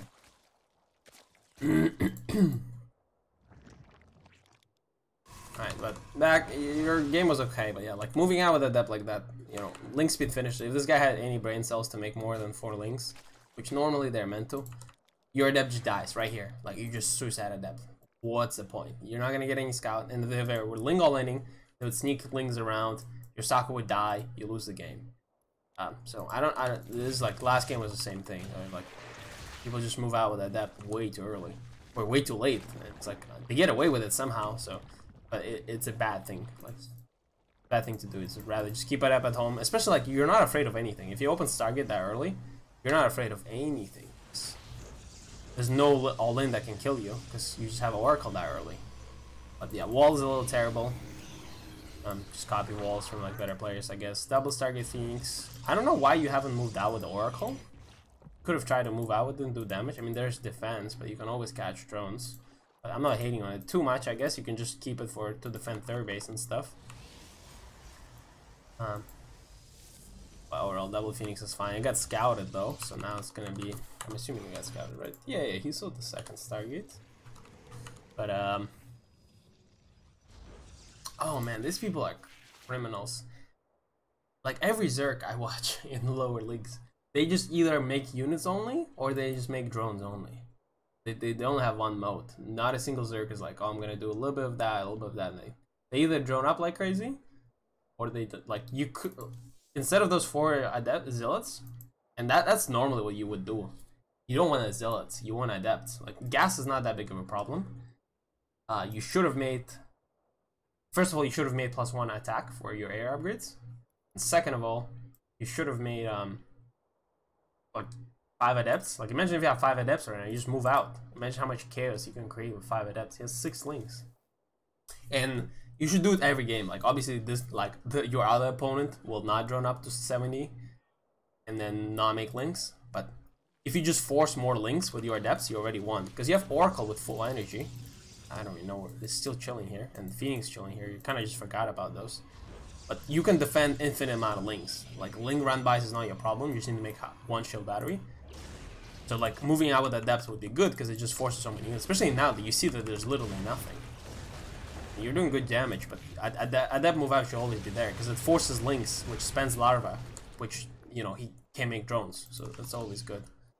Macro at home is alright, you have +1 charge, you're gonna get robo eventually. I would say always make a shield batter on the third base though, and shield batter on the natural as well. Yeah, everyone, this is once again, actually, it's crazy. I don't know if you guys are watching all my replay analysis, but everyone has the same mistakes. Like, well, why do you have a 4th base when you literally have 2 gateways? Like, this is just criminal. You have 2200 minerals, 1k gas, which is understandable. Like, you're doing one of the hardest Protoss builds. Like, you're trying to fucking micro your oracles and macro behind. It's hard. I know it's hard. But don't make it harder by taking the 4th base. Just, you should be making 10 gateways right now. All this money should be in 10 gateways. Obviously you forgot that. 10 gateways, and then like Templar Archives, and then Immortals, and Prisms, and Cannons, and Shield Batteries. Anything but a 4th base. You do not need a 4th base. I don't know why people take such mad early 4th bases while they're in 2 gateways. Like, and it should be for all your matchups. Like, if you look at your money and you see 2200 minerals, your last thought should be an extra Nexus. An absolutely last thought should be your next Nexus. Your thought should be, hey, why am I floating? Oh, it's probably because you have 2 gateways. How do we fix that? We add 10 more. And you don't fix your floating by getting a bigger economy, because now you're just gonna float even more. And you still don't have gate. Like, if he does big push right now, you just die. If this guy was any good. But you know, saturate your gases, get cannons, get shield batteries, get extra gateways. Like, this should be before 4th base. Right? Like, you're doing that just in a completely wrong order. You know, you after making 4th base, like milling cannons, milling shield batteries, and milling gateways, you still have a bunch of money. You know, so that should have been just early, and you could have just moved out. If those gateways were earlier, you could have already had like 5 Archons, and you just win. Like, this is 19 Hydras. Just attack, make a Prism, attack. The game's over. All your struggles are over. This guy has 19 Hydras at 10 minutes into the game. You just had those gateways earlier. Some couple Archons, couple Zealots, you just move out and win. But now, this guy just got the drone up to 82 and makes Hydras only. You're still in a fine spot with the army you're making. I don't think he can break you here. You're even going Colossus. I don't like Colossus. I would say just stay on charge of Archon and then go Storm into like carriers. Because you already have double Stargate. You have very... Oh, okay, you're not making carriers, but carrier Colossus, that's a little sketch. Also, yeah, I can't believe you forgot those units for the whole game. I would say just stay, yeah, Storm is better, I feel like, than Colossus, because they're gonna make Vipers, and they're the counter to everything you're making. So might as well not make Colossus and just invest more into Storm. At this point, the game kind of becomes weird, but once again, you could have won it if you just spent your money on 3 bases and moved out and attacked. Because this guy was, like, panicking so hard against Phoenixes. Yeah, it's a good unit comp. Very good unit comp. Alright,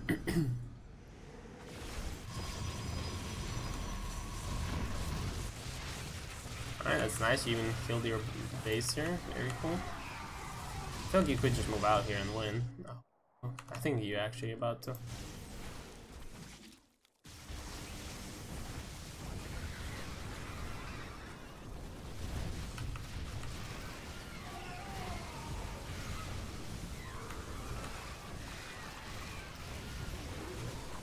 Yeah, I mean now it's just kind of like a shit show, like a bunch of attacks. But yeah, the game could have ended on 3 bases. And I would say Colossus are probably not necessary. Just go Storm, because you get feedback and Storm, which is much better against Viper and late game overall. I mean, this guy has no chance. There's so many Archons. There's no high tech for him. He doesn't even have. Oh, he has Hive, but it's kind of over. GG. But yeah, let's do the notes for you. Production is your problem. Not using Oracle. Oh, I think that's kind of about it. Just production, not Oracle usage, and I guess adept move outs. Like, you have to be doing adept move outs if you're doing double Phoenix, just to force more units. Overall, I think you're doing a good job. Just need to add production and win the games earlier. Oh yeah, no Colossus. I would say no Colossus, but if Colossus work for you, is right. No Colo, perhaps. If they work for you, that's fine. But I would recommend Mass High Templar. All right, let's move to Chimera. Did the challenge at 4 minutes and 27 seconds. And then his free play. He asked me what to do follow up to DTs. Okay, how to use DTs, and I guess it's PVZ. Download. Also notice how funny, but everyone's. I think there's only been one loss. All the replay analysis that people ask, I think only Holden was the guy who actually lost the game. Oh, never mind. There was There's one more guy who lost to lurkers. But the ratio of people sending replays that they won versus people that send replays that they lost is massively favored for people sending replays won. I just know that to be a fact. After like years of coaching, I've noticed that people are just too ashamed to send replays that they actually lost. 90, like, well, maybe not 90, but at least 70% of the time, people only show me replays that they won. They never show me replays that they lost. But they do, obviously, but on a larger scale, don't. It's very, very interesting. It's definitely a game of egos. Definitely a game of egos. But let's see, we got Chimera. The 9-minute replay. Thank you, Chimera, for the short replay. I'm running out of energy right now. My voice is starting to hurt as well, but we're almost done. The build looks cool, except I guess canceling some stuff. I'm assuming it's DT opening. I'm just gonna look for the timing. I would say definitely though you have to make a stalker. This is one thing I'm gonna put a note for. You have to make a stalker after adept, like just one adept. It's just so risky. Like the DT openings are already super risky because they die to all-ins a lot. But if you just make one unit, like you will never hold. And also you need stalker to like kill overlords and stuff. So just make extra unit and perhaps make a shield battery just to be a little safer as well. But overall, your timing is good. Like you're gonna have what 430 DT warping. Yeah, that's perfect. Like build order wise for DTs, it's a very good timing. Like they're literally just starting to pop roaches, and you know there's lair and stuff. That's cool. I don't know what the fuck this show. But yeah, I would say shield battery and stalker would not hurt your build too much, and it would save you a lot of games. But I really like the build. You send DTs, 2 DTs each base, perfect. I'm killing drones. Okay, so normally I would say in this game specifically, it would be better if you just went and killed the third, but it's very hard to predict because you don't know. When you first show up to the DT, you don't know. Do they have spores? You don't know. Do they have lair? You don't know. You kind of just gambling. But here, like as soon as you saw the overseer morphing, and you know that you can't really get the third base, you should just split. Like you should send 1 DT to stay here and 1 DT to go here, because it's only 1 overseer. You know, it can only be in one place. You could have tried to like split his attention by sending it 3 different locations, but now you're gonna send it in one location where it's much easier to defend with 1 overseer. They still take a lot of damage, but yeah, I feel like if you just send it different locations, it would be better. It's still like kind of good. You could just you even get you could have gotten the third base. You still can if you just warp in more stuff. Yeah, don't be hesitant to warp in more shit. Like when you see the base that low, warp in 3 more DTs, drop it on. You just killed the queens. Drop it on top, snipe it, and get out. This base a million times should be dead, 100%. Just warp in more. Like even Arkan drop, like just drop Arkans, kill the base. Like Arkan's super tanky, you could have killed it a million times. And your follow up, I really like this all in. Like honestly, I don't think this works at highest level, but in any other bracket, this is perfect. You just need to spend your money better, right? Supply blocks, not floating as much, stuff like that. But this seems like I don't think you can lose now. But this base should have been dead. Like if you kill this base as well, like it would be super over, but it's still over. Like I don't think Zerg can ever hold. I really like them. I think the follow up is cool, and your timings are fairly strong. Like obviously could always be better, and you know you shouldn't be floating this much. Also, if you're floating that much gas, instead of warping in 8 adepts or 9 adepts, whatever you warped in, warp in DTs and then morph Arkans. Like this could be 4 Arkans right now, which is much better than 8-9 zealots. And you would spend your money more efficiently, so I would say that's a problem. But should definitely be a little ballsier with DTs, can definitely do more damage with stuff like that. But overall, I really like this build. I know in the comment on YouTube you asked if you should be doing something else, but I think all-ins like that are always good. Up to like top GM.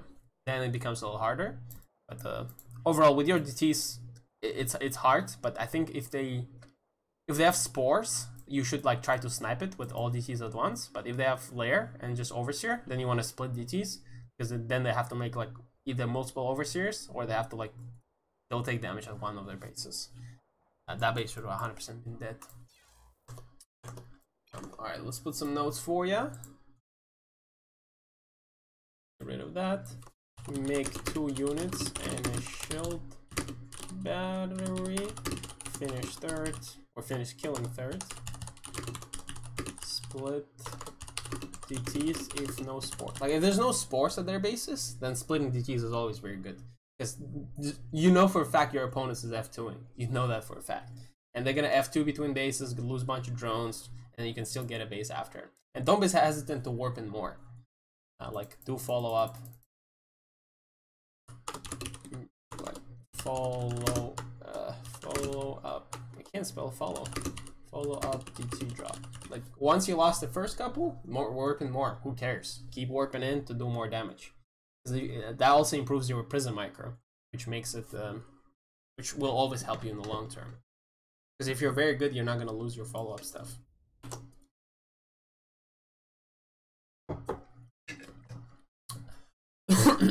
Alright, moving on. We have David, who asked me to analyze his replay challenge, so we're gonna do just that.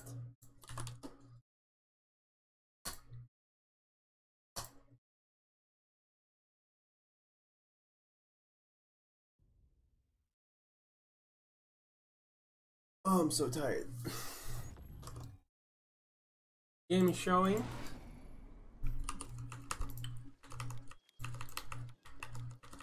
Alright, sending probe right away. That's very good. Definitely gonna get the block on this hatchery. Obviously, the timing is gonna be delayed because of that, but it's fine because Zerg has to take a third. You let the Zerg take 3 hatchery for a pull, but that's perfectly fine. Oh, this guy's playing gasless. So this is one of those things where I don't think you will see this a lot. But if Zerg is playing gasless, just throw adepts at them. So if I see that, I think the only person I ever play who does this stuff is Vibe. And what I do is I chrono boost 2 adepts, I harass with them, because the link speed will never come. So you can harass with 2 adepts forever, because they have nothing to catch it. You kill a lot of drones, and then I proxy 1 gateway, and I just go 7 gate glaive. There's no way they can stop it, because they take too much damage from first 2 adepts. They try to get roaches, but by the time they get roaches, I already have 20 adepts, and they just shade around and then win. But for the most part, I don't think you're gonna see this too often, so it's kind of stupid to focus on. And 4 gig glaive is still like an alright build against that as well. See, it just depends on your timing. I mean, you're doing everything right. Adept Scout. You didn't really need to Adept Scout this game because your opponent is gasless. What the fuck can he possibly do with gasless? Except like slow Ling Flood, but that's kind of trash. Your timing is at 4:30. You actually, this is actually very good. Like it's a ladder game, plus it was a super early scout with the pylon block, and you got a 4:30. So add that to your list real quick. That's very impressive. And it's kind of like what I talked before. Perhaps adding a oh, okay, I guess your plays are a little late, but it's fine. When you're moving out, perhaps adding a shield battery is beneficial, because you know you kind of have money for that. So adding a shield battery is cool, and you have a bunch of probes as well. That's very nice. Now let's see what you do with your adepts, though. All right, this seems like game over to me. I don't see how you lose. Yeah, this shade is a little sloppy, but oh, you haven't warped in. That's how you lose. So where are your weapons? Oh, did you lose someone in depth? Did I miss it?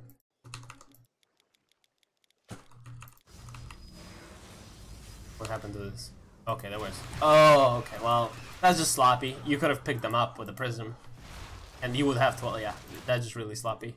You could have had 12 adepts right now, and the game would be over. Like if you have 12 adepts here instead of 8, I mean you're still trading incredibly well. But with 12 adepts, it would be even better. But yeah, you just didn't pay attention. That happens. But pick up adepts, they're safe. Now you're still in an incredible spot. You have a worker advantage. Yeah, I mean it's just sloppy. Like you're losing. You lost 8 adepts when you could have just picked them up. Could have had 8 adepts right now, and he kept on pressuring. This guy is still like super dead because I'm assuming you're making immortal. Okay, you have immortal. Perhaps you probably have 2. You're kind of pushing a little too early, I would say. I mean, you're doing my follow-up, which is very cool. But you only want it, like, yeah, you kind of want to wait a little bit. Like, once you have 2 immortals, then you move out, because it's risky to move out with just 1. And you know. Okay, no, let's talk. I don't know how you wire warped in another one. Oh, there's just so much shit now. You can still win this pretty easily. Yeah, I guess, you're still breaking. Like, that's how crazy strong this is. It looks like your army is trash for this winning, but you kind of were sloppy with the first immortal. And you don't want to straight up fight with this build too. Like, here, when you attacked, like, this is why I don't like the Stalker. You also have a bunch of money, and you haven't warped in a while. So what I would do, I wouldn't move out on creep until I have 2 immortals and extra warping. So instead of having 13 adepts, you would have 21 with extra 8. And then your immortal would be together. And then the way you fight is you shade all adepts into the main base. And then that makes Zerg have a choice. They either have to fight here and hope that you cancel the shade. And then you don't cancel the shade, you pick up 2 immortals and you go into the main. Or they send all the army back to protect the ramp. And then you just cancel the shade and fight here again with a better positioning, right? So you kind of have to, but instead you kind of like, this immortal could have been picked up by a prism. You know, it's just a little sloppy. The adepts came out late, the immortal came a little late. Like, your army's just not together. You're trying to rush too fast, even though you have no reason to. Like, you can chill out, warp in more adepts, and then go again. Absolutely no reason to rush. But yeah, now it's just like so many queens. The prism's gonna die. Yeah, like, it's straight up sloppy. Like, your build was perfect. I love it. But you lost like 8 adepts while you could have picked them up with a prism. And in this fight, just chillax, wait for 2 immortals to come, warp in more units, and then shade into the ramp. And then if they don't commit everything back, pick up 2 immortals, shade out, drop immortals here, open the prism, warp in more. It's perfect. I'm probably gonna do a video on this build later on, where I'm gonna explain more of how I move my units and how I attack. So look out for that. But yeah, I think your build is good, and you got the idea, which is perfect. I love it. It's just, you were a little sloppy with how you use your adepts, and your main attack was a little fucked up as well.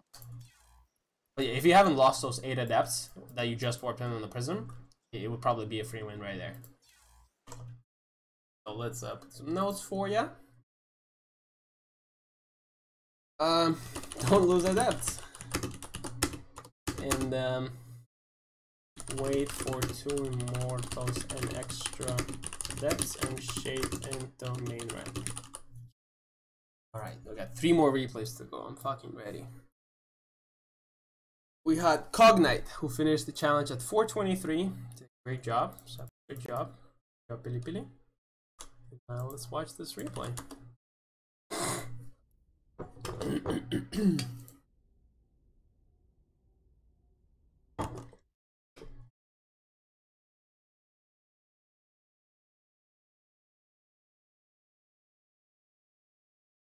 PiLiPiLi.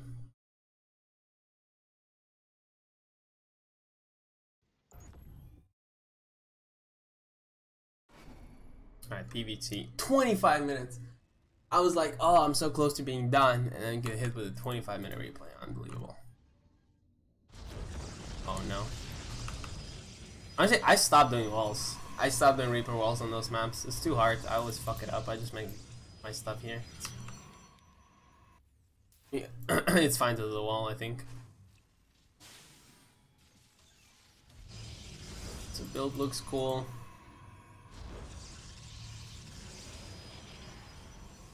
Got a depth first. Perfect timing. Alright, your build is super clean. I love it. The wall is nice. Killing the Reaper. Awesome. Sentry first. Alright, that's spicy. I never do that. That's cool. PiLiPiLi, I'm assuming you're gonna scout right away. Even scouting with adept. I mean, this is super clean. 16 probes, 3 on H mineral, chrono boosting blink. I love it. If you told me this was Zest, I would delete it, except the first pounds you can't. Alright, so you scout, you see, kind of see a tank, but not really. But you know what's up. You take a 3rd base. This gas is perhaps a little early. Yeah, that's one thing I would say. Like, you already have 300 gas and you have nowhere to spend it on, and you took a third gas before 3rd, which you don't need. I think you the only time you take 3 gases is when you go 4 gate blink. If you do like a parting 4 gate blink into third, then you need 3 gases. But if you're doing 2 gate into third, this gas you can take it after the third. Yeah, like you're gonna be floating. Like, and you need so much minerals right now because you need gateways and stuff and charge. This one, robo. Oh, you even skipped the robo. Yeah, that gateway was absolute. Oh wait, that gas was absolute pointless. But overall, you're adding stuff nicely. Your pro production is good. Could be a little bit. Like you stopped a little too early. Like you could still be adding probes a little bit. Like they'll go up to like 58. Overall, I love how you're playing this. Charge. I would say +1 armor is better instead of attack because you're going for chargeless, I'm assuming.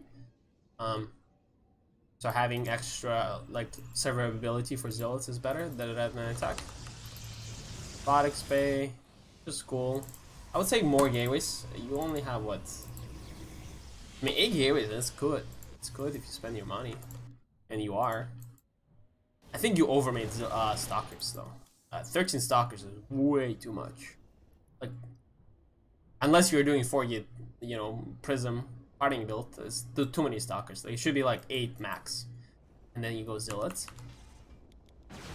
Nice harassment.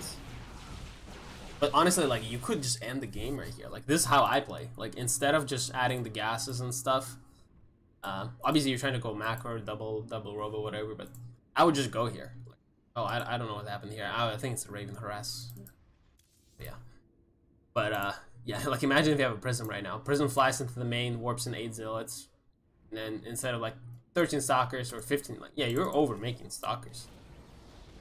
But yeah, I mean, if you want to play macro from this, it's perfectly fine. But I would say you could do some timings, like where you just go with like a bunch of chargelets, immortal, couple stalkers, sentry. But this works too. A little bit of harass, double colossus back home. I mean, you know, forge production should never stop. Probably should add a second forge. Should be adding like a cannon, shield battery, you know, cannon, shield battery, cannon here. Too many probes here. Should have retaken gas. Saturated those as well, but not a big deal, I think. Double robo colossus production is good. Finally making zealots, that's good. I would say prism should have made, like, while the robotics bay was building, you should have squeezed out the prism. Because like right now, like this guy is not even like making turrets to defend. Like prism walks in, warps in DTs or zealots, whatever. Like it's always good to have a prism, but now you can't make it until you have like enough colossus. So you should have made it while the robotics bay was building. That would have helped you a lot. Yeah, adding temple archives. This is honestly kind of reminds me of the game I analyzed earlier. Oh wow, he disabled 2 stalkers. What a crazy guy. Make DTs. I don't. People still go for the Storm Templar Archive. Just make DTs. Blink DTs are the future. Just get on with it, old man. Like even DTs even help like defending drops like that. But you defend it pretty well here. Whatever drop here, you have a bunch of Colossus. You're taking base. I mean, your macro is good. I would say the problem is like I love this pylon, except you should do this a million times. Pylon here, pylon here, pylon here. Observer here, pylon, like just spam pylons across the map. If you're trying to play a late game, just spam pylons across the map because you can always warp in with them later. But you can like it's just for your scouting. It is your scouting. Yeah, this temple archive is like I don't think it's good because first of all you're still in 5 gases. I never took this one, which I'm cool with. But just go DT. Storm is just so trash nowadays because they made Ghost can EMP like 1 Ghost can EMP like a million High Templars because the Ghost range right now is insane. So I'd say just going like ignoring Storm is like the best way to go. Just going mass DTs. You're getting better vision with Zealots, but I would prefer pylons. I would also prefer a couple cannon in each base. I guess like even having cannon here would solve this. Kind of like doing this kind of setup except on all bases. But yeah, like this is a problem. Like people just let. Like if you watch Stats play or any like Showtime, any high level Protoss, what they do is like when they go Colossus, they go blink DTs behind, and then when they do this main attack, they would attack into the third, but then they would do blink DT run by into the planetary, and then we just blink 10 DTs on top of the planetary, snipe it. That's it. Like Terrans on 3 bases, they're stuck, and then you just take 5th, keep piling up, keep making gateways, you're cool. Instead, like, okay, finally you got DTs. I missed the Dark Shrine, but you spent so much gas on Storm, and you didn't even, like, Tempo Archives and Storm, and you didn't even make High Templars. That was kind of pointless. You have Dark Shrine, but you didn't start Blink. Like, this could have been Blink DTs.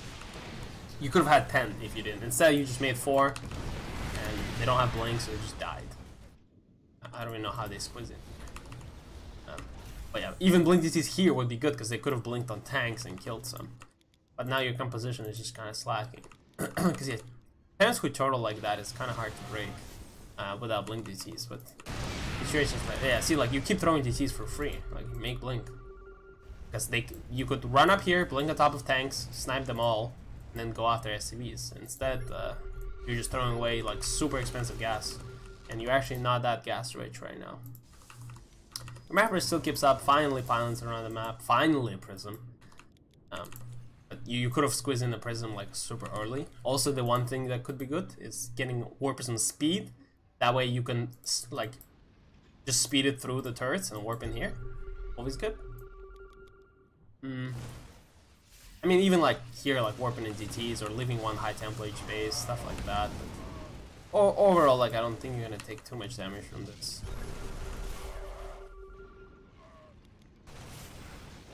Also, I like how you have like stalkers here to defend, but it would be much better if you spent some of your 5k mineral bank to actually make cannons and shield batteries. Because this is what, 7 stalkers? That's 14 supply.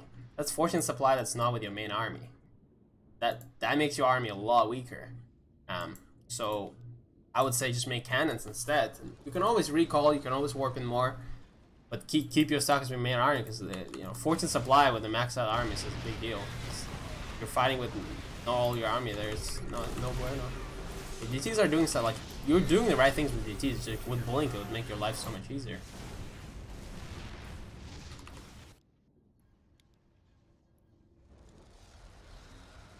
Disruptors are coming. I mean, yeah, finally disruptors out. Yeah, I also say disruptors should have been there earlier. You have Storm. I don't think you'll ever get to Storm. There's so many tanks. I don't even know what you're gonna Storm. Like, Storm tanks? That does no damage. Storming Ghost doesn't do much either. You're just gonna get EMP'd.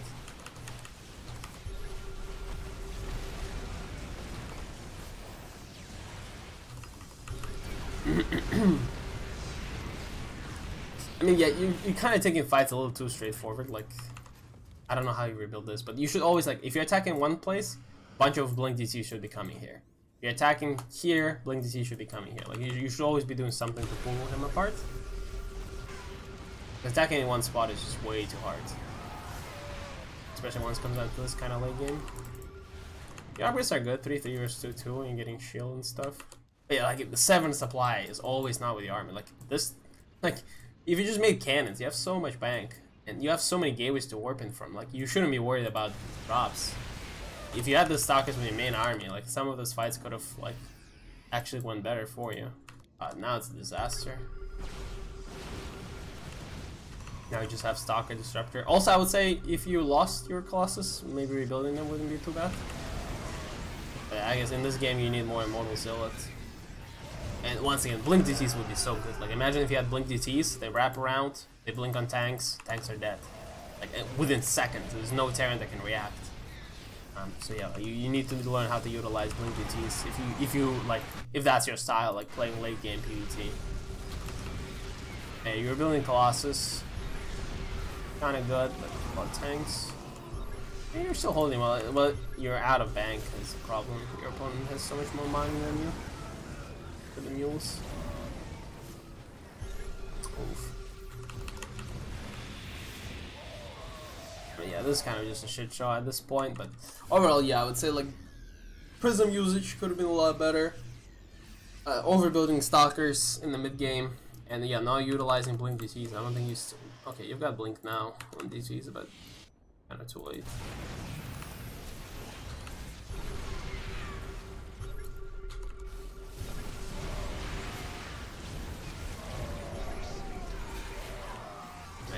At this point, it's too many tanks. But yeah, against tanks, Blink DTs can be good. Like, try to wrap around, blink on them, stuff like that. But it looks like you're super dead at this point. Terran just has more. They're out of money. can actually make long DTs anymore.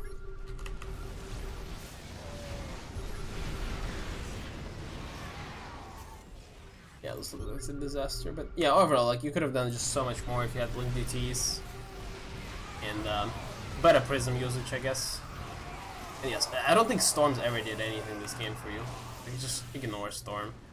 That's a trash unit. Rest in peace. But notes for you. We got oops. Don't overmix stalkers. 2 gas before thirds. Blink DTs late game instead of my tempers late game. Whew. Alright. Now we get Happy Stick. Oh no. He did a challenge, finished at 4:30, kind of butchered it, but he did it on time, so good job. Now we're gonna watch a replay. I'm assuming it's gonna be a cannon rush because Happy Stick pretty cannon rush.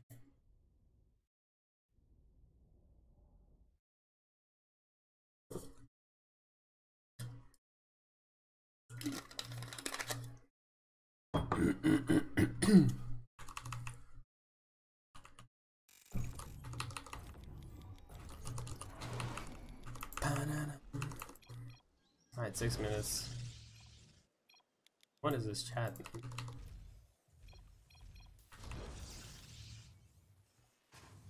Really weird, but this is a cannon rush as well.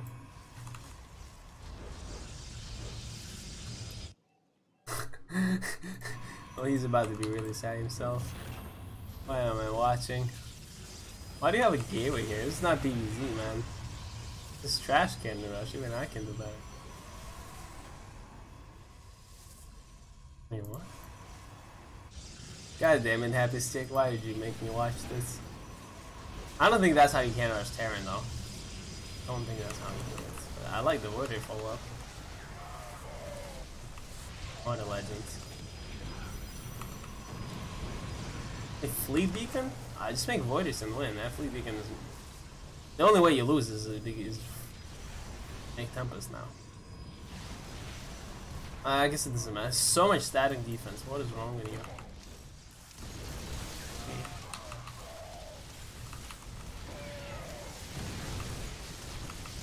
Unbelievable. Alright, Happy Stick. I appreciate the fast replay though. Kinda tired, but we're gonna put some... Oh, what?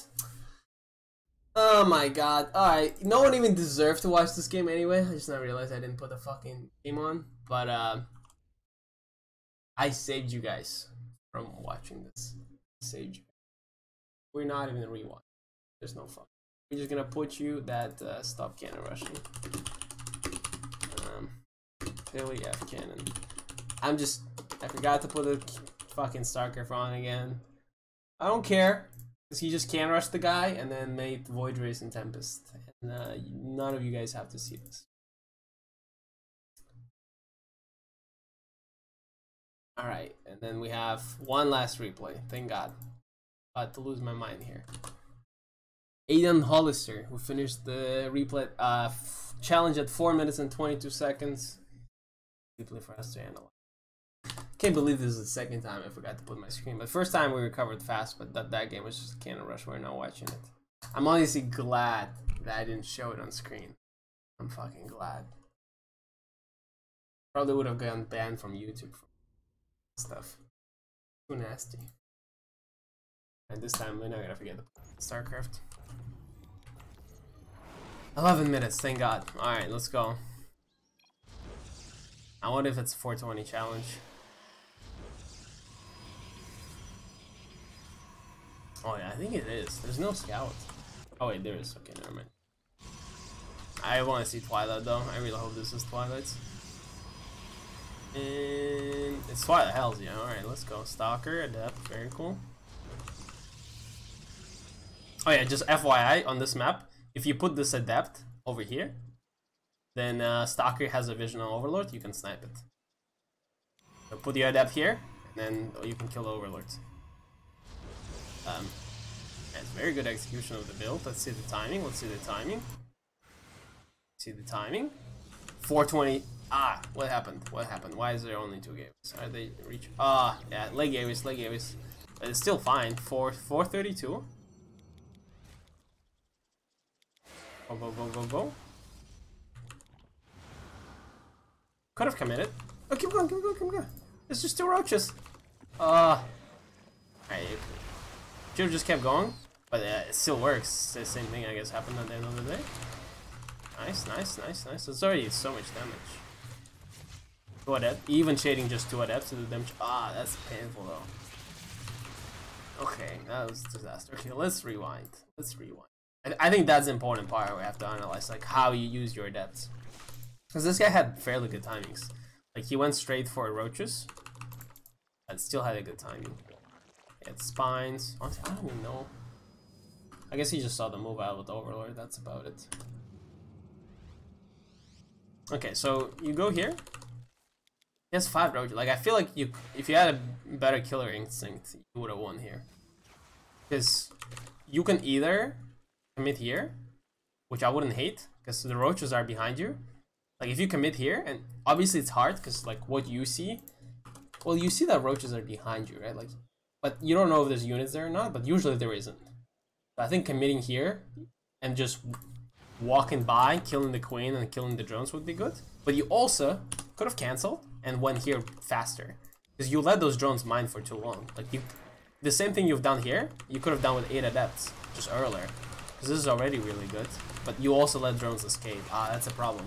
You let the drones escape, and then that shade was really bad as well, because you got surrounded by roaches. Like, so I think committing with the first shade would be better, but also just walking up to his 3rd and killing roaches and this right away would be better. But also this shade killed you.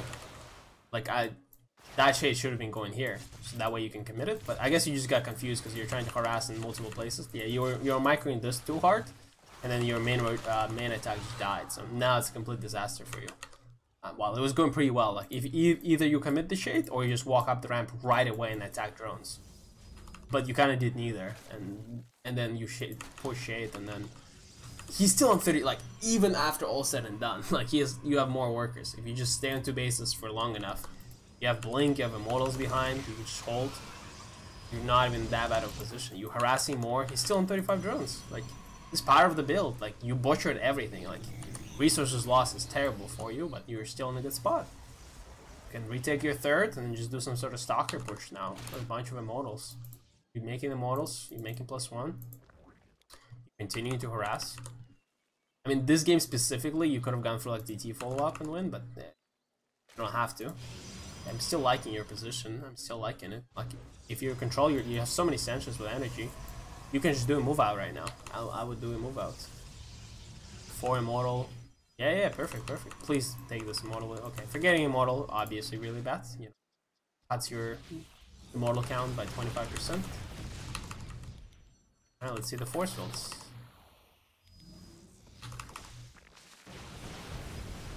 I like you switching the positioning. Perfect, perfect. Just force field here and go up the ramp. Even this works. Yeah, I mean, you butchered the force fields. And this immortal is still here. Your macro is alright though. Was too much. I mean, it's just kind of a bad fight. You could have done 2 things. So, well, you could have broken those rocks and still gone through here, which is fine. But I like the move to go there. But all you had to do, like, there's not a single Ravager. This is like Heart of the Swarm kind of shit. 3 forces on the ramp. That's it. And you walk down. I mean, I think one big thing you could have done, this observer, put it over here and siege it up. That way you can see where his army is without losing it. Because if you saw that his army is here, this is such a brain dead win. 3 force fields, and then go up the ramp. But instead you fight here, which still could be doable. Like this, his army is so bad. This is a terrible army. It's just roaches and hydras with no upgrades. But your force fields messed up. Like those didn't do much. Then you try to force the ramp, that doesn't do much either, and then things just surround you. You should have forced it around the links, I guess. And you should warp in a couple adepts. But yeah, force field usage kind of abandoned you here, and yeah, obviously forgetting immortal.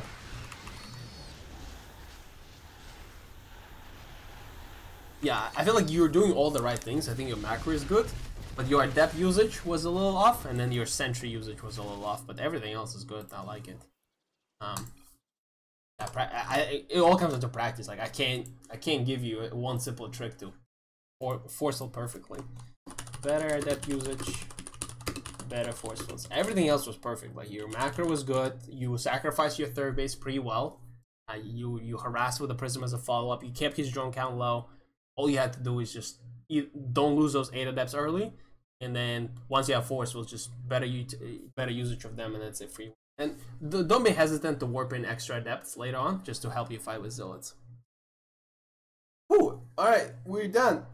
Awesome. Good job, PiLiPiLi. I'm so tired. Those 2 hours of talking to myself. We also had Estrella who kind of did the challenge, but we're gonna do perhaps a separate video because he did a build where he goes gas first, and then he does 5 gate adept. So at 420 he has 9 adepts instead of 8, and he has 5 gateways. And that's a build I actually beat Scarlet with in DreamHack group stage, and that's a build he beat Namshar with in a group stage as well. That's very cool. I might do a separate video to elaborate on that build and show the games from DreamHack. But for now, we're done. I hope you guys enjoyed the analysis. I'm sorry I wasn't as throughout with everything, because it's just too many replays, too many things. I'm tired. But I hope this was productive for you guys. Yeah, we'll be coming out with more content soon. We'll try to have more challenges, trying to teach you guys builds while keeping you guys engaged one way or another. And yeah, if you guys enjoyed this the video, leave a like, subscribe to my channel, more content coming soon. And if I missed you out, forgot about you, let me know. If you have follow-up questions on my analysis, feel free to harass me in my Discord to ask questions. Yeah, I'll see you guys next time. Peace out.